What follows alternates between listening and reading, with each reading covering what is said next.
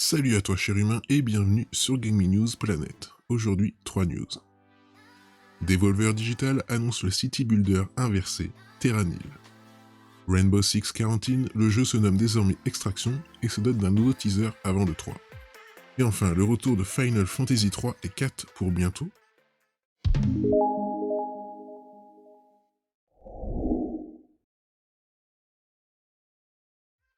On se retrouve sur Jeux Vidéo Live.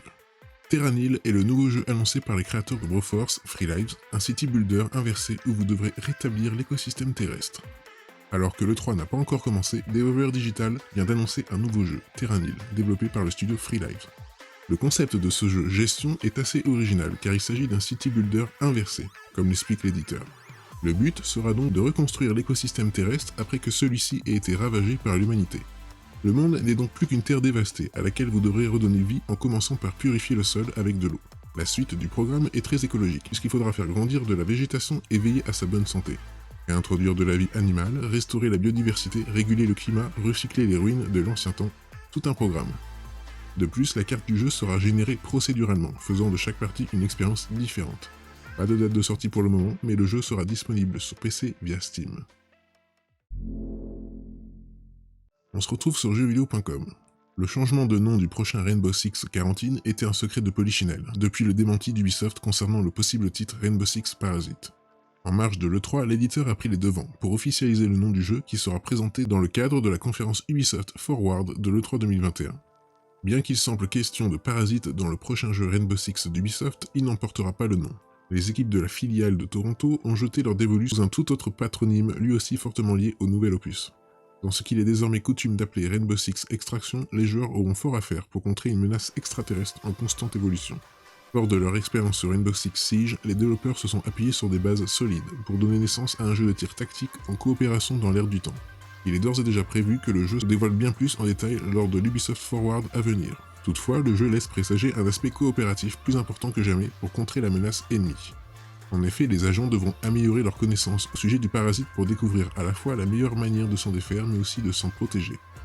Ainsi, Rainbow Six Extraction fait de l'esprit d'équipe et de l'attention portée aux troupes un aspect primordial.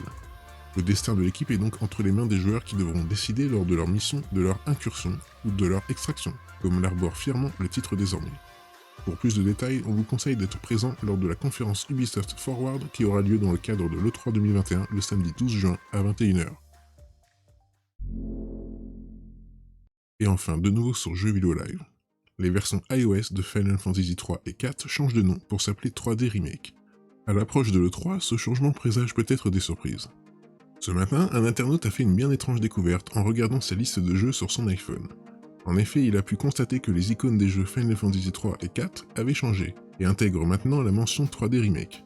De plus, les applications des jeux sont maintenant titrées FF3 3D et FF4 3D.